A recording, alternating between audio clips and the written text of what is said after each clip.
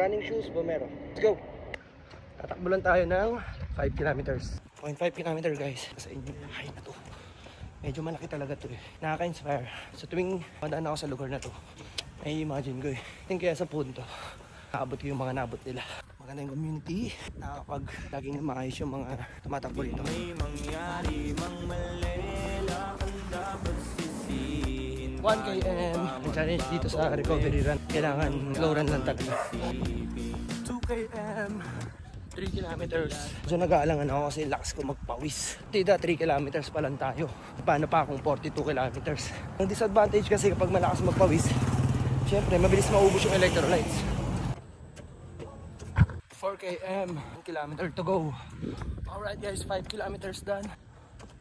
Talagang wala akong masasabi dito eh. Sa mga gusto bumili ng Vomero, ito wala akong masasabi. Ayun lang guys. Thank you for watching.